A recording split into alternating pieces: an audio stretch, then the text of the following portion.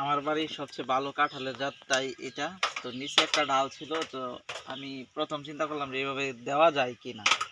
তো আমি দিয়ে রাখছিলাম, কিন্তু আলহামদুলিল্লাহ পরে দেখা যাচ্ছে যে মোটামুটি ভালোই শিকড় গজাইছে। মানে এখন কাটে না লাগাই দিলেই হয়ে যাবে।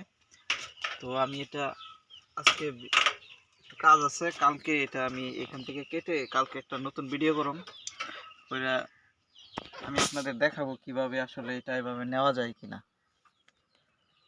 তো যদি এটা টিকে যায় তাহলে এটাতে আসলে সামনে কাঁঠাল না আসলেও পরের বার আসলে কাঁঠাল আসার সম্ভাবনা আছে। এই যে দেখেন কি বড় একটা ডাল, এই যে নতুন ডাল গজাইছে, এখানে শিকড়।